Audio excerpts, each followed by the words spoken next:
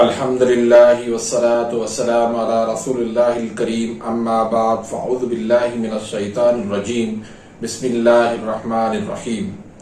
محترم ناظرین کرام، محترم بھائیوں اور بہنوں، السلام علیکم ورحمۃ اللہ وبرکاتہ۔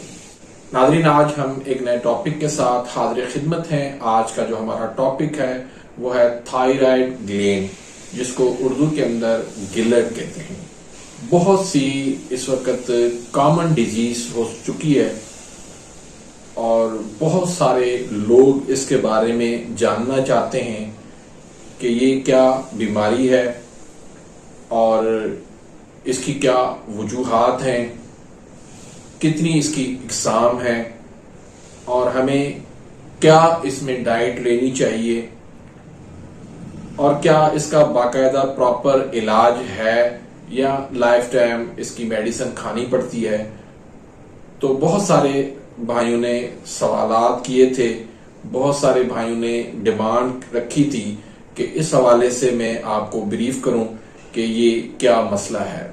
تو اس سے پہلے اگر آپ نے میرے اس چینل کو سبسکرائب نہیں کیا تو سبسکرائب کر دیجئے، بیل آئیکن گھنٹی کے نشان کو پریس کر دیجئے تاکہ میری ہر آنے والی لیٹسٹ ویڈیو کا نوٹیفیکیشن آپ تک پہنچ جائے اور آپ میری ویڈیو سے مستفید ہوتے رہیں۔ اسی طرح ویڈیو کو لائک کرنا مت بھولیے گا۔ ناظرین، تھائرائیڈ جو ہے یہ گلینڈز ہوتے ہیں جو بٹر فلائی کی طرح یہاں گلے پر ہوتے ہیں۔ یہ نوجوان مردوں میں بھی مسئلہ ہو جاتا ہے، عورتوں کے اندر بھی ہو جاتا ہے اور بعض اوقات بچوں میں بھی یہ مسئلہ دیکھا گیا ہے۔ یہ آپ ایسے سمجھیں کہ یہ جسم کے اندر پیٹرول کی طرح ہے۔ جس طرح گاڑی کے لیے پیٹرول ضروری ہے، اس طرح ہمارے یہ گلینڈز بھی جو ہے وہ جسم کے لیے، ہماری باڈی کے لیے بہت ضروری ہے۔ تو تھائرائیڈز کی جو ہے وہ دو بڑی اقسام ہیں۔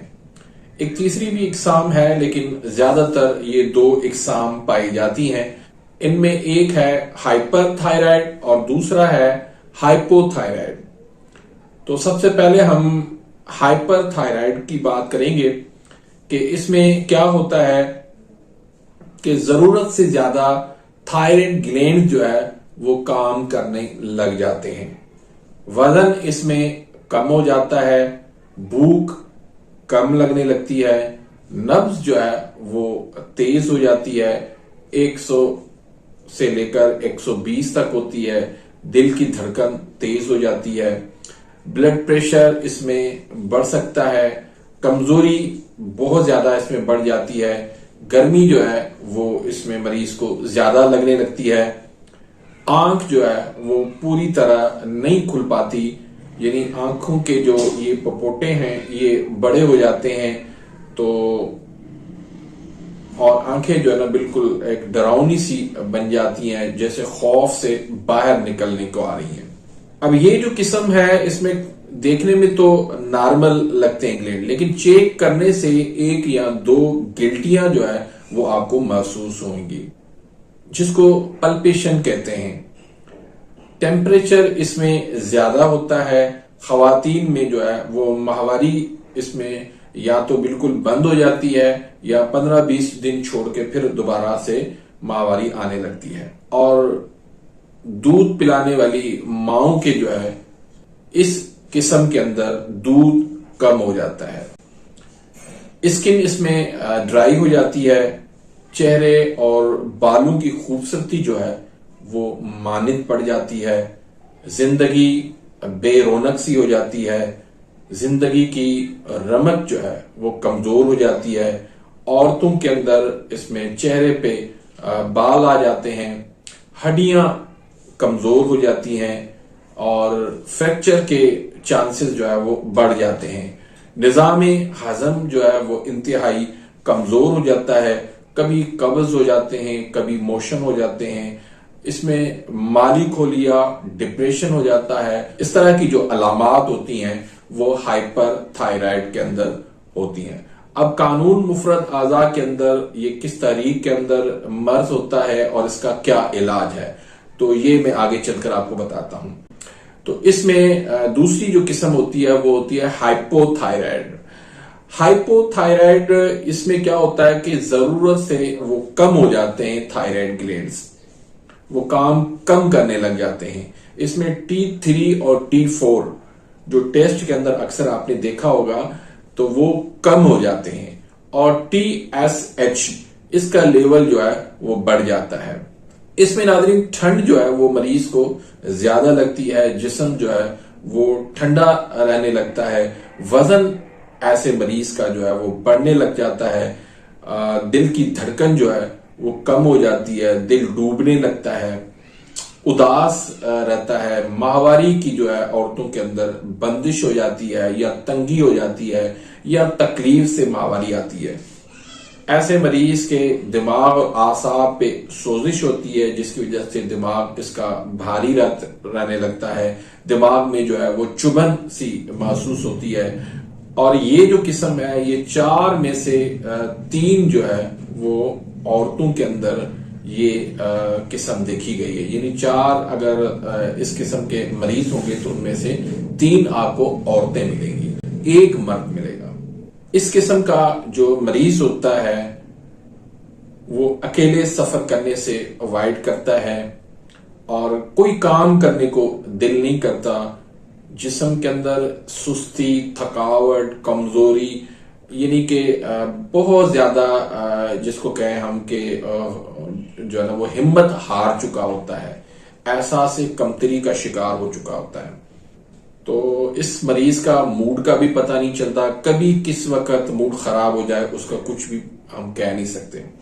اس طرح مریض کی جو ہے نا پٹھے اس میں کمزور ہو جاتے ہیں، خون کی کمزوری ہو جاتی ہے، ہڈیوں کی کمزوری ہو جاتی ہے.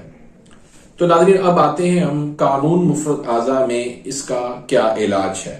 جو ہائپر تھائرائڈ ہے تو یہ جو ہے وہ عضلاتی اعصابی تحریک میں زیادہ تر ہوتا ہے، عضلاتی غدی میں بھی ہو سکتا ہے لیکن زیادہ تر عضلاتی اعصابی تحریک کا یہ مرض ہے. اس میں جو ہے وہ غذا میں آپ نے تمام ترش چیزیں، ایسڈ والی چیزیں، کھٹی چیزیں اور اعصابی چیزیں، دودھ، دلیا، کسٹرڈ، سیویاں، پیٹھا، کدو، توری، گاجر، طرح دہی، لسی اور آلو، مٹر، گوبھی، بینگن، جتنی بھی بادی چیزیں وہ ساری بند کرنی ہے.